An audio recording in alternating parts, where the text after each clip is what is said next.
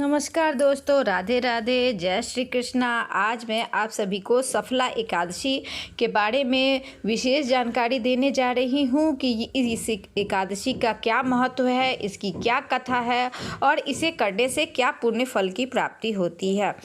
तो आइए जानते हैं इसके बारे में। और जो लोग चैनल पर नए हैं अभी तक, जिन्होंने चैनल को सब्सक्राइब नहीं किया, तो विशेष जानकारियों के लिए मेरे चैनल को ज़रूर सब्सक्राइब पहले कर ले। तो आइए जानते हैं। सफला एकादशी पौष माह के कृष्ण पक्ष में आती है। पंचांग के अनुसार एकादशी तिथि की शुरुआत 14 दिसंबर 2025 को शाम 6:49 से होगी और इसका समापन 15 दिसंबर 2025 को रात 9:19 पर होगा। ऐसे में उदया तिथि के अनुसार 25 दिसंबर को ही एकादशी व्रत रखा जाएगा। और इस सफला एकादशी व्रत जो है ये करने से व्यक्ति सफलता की ओर जाता है। कहने का मतलब, जो व्यक्ति सफला एकादशी का व्रत करता है उसके जीवन में सफलता आती है, चाहे किसी भी प्रकार की सफलता हो, धन धान्य से संबंधित हो, उन्नति से संबंधित हो, हर तरह की सफलता आती है। इसके संदर्भ में एक कथा है जिसके बारे में छोटा सा पहले संक्षिप्त विवरण दे रही हूँ, उसके बारे में विस्तार से इस कथा के बारे में मैं बताऊंगी। इस कथा के अनुसार एक पापी राजा जो महिष्मान के पुत्र लुम्पक के अनजाने में एकादशी उन्होंने व्रत किया था, बिल्कुल अनजाने में व्रत कर लिया और उनके सभी पाप नष्ट हो गए और उन्हें राज्य, धर्म और मोक्ष की प्राप्ति हुई। तो एकादशी का एक विशेष महत्व है और इसे करने से राजसु यज्ञ के बराबर पुण्य की प्राप्ति होती है। तो सबसे पहले तो इसके महत्व को हम लोग जान जाते हैं। पहले इसका क्या महत्व है। इससे सफलता और सौभाग्य की प्राप्ति होती है, पाप से मुक्ति मिलती है, मोक्ष की प्राप्ति होती है, पुण्य फल।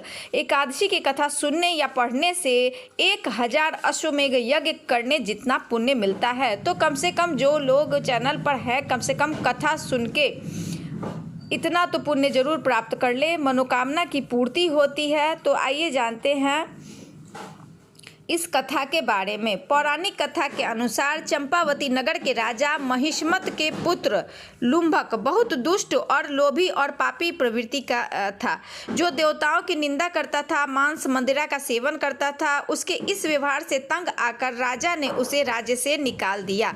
उसके बाद लुम्भक जंगल में रहने लगा, फल खाकर अपना जीवन बिताने लगा। एक बार पौष माह के कृष्ण पक्ष की एकादशी तिथि को वह भूखा प्यासा भटक रहा था। उसे कुछ खाने को नहीं मिला। रात होने पर वह एक पुराने पीपल के वृक्ष के नीचे बैठ गया, जहाँ कुछ फल गिरे हुए मिले। वह दुखी होकर बोला, हे ईश्वर, ये फल आपको ही अर्पित है, आप ही तृप्त हो। और रात भर जागता रहा क्योंकि उसे नींद ही नहीं आई। इस तरह जाने अनजाने में उसने एकादशी का व्रत किया और जागरण भी हो गया। उसके इस अनजाने व्रत और पश्चाताप से भगवान हरि अत्यंत प्रसन्न हुए और आकाशवाणी हुई कि तुम्हारे सभी पाप नष्ट हो गए हैं। उस राजा को राज्य, पुत्र की भी प्राप्ति होगी। इसके बाद लुम्बक का रूप दिव्य हो गया, वो उसे राज्य मिल गया, तेजस्वी पुत्र की प्राप्ति हुई, धन वैभव सब कुछ प्राप्त हुआ और अंत में वह भगवान विष्णु के धाम चला गया। तो इस कथा को सुनने मात्र से मनुष्य को राजसु यज्ञ के समान पुण्य की प्राप्ति होती है। यह हर कार्य में सफलता दिलाता है और धन धान्य का लाभ भी कराता है। इससे भगवान विष्णु की पूजा और व्रत करने से सभी मनोकामनाओं की पूर्ति होती है। तो एकादशी साल में लगभग हर 15 दिन पर आता है, जिसके अनुसार एकादशी के बारे में मैं बता दूं कि अलग अलग एकादशी होती है और अलग अलग एकादशी को करने का अलग अलग महत्व होता है। उसकी कथा भी अलग होती है, उसका महत्व भी अलग होता है। लेकिन साल में लगभग 12 महीने में 24 एकादशी आती है, 15-15 दिन पे। तो इस एकादशी को जो लोग व्रत नहीं कर सकते वो कुछ हद तक थोड़ा बहुत नियम करके भी आप पुण्य प्राप्त कर सकते हैं। कथा सुन के उस दिन थोड़ा सा सात्विक भोजन बनाएं, तो जितना हम लोग कर पाते हैं अगर उतना भी कर ले तो उससे भी काफ़ी पुण्य प्राप्त होता है। कथा अवश्य सुने। तो जो लोग मेरे चैनल पर आए हैं, नए हैं, प्लीज़ चैनल को लाइक और सब्सक्राइब कीजिएगा और मेरा वीडियो अगर पसंद आए तो इसे अधिक से अधिक शेयर कीजिए। राधे राधे।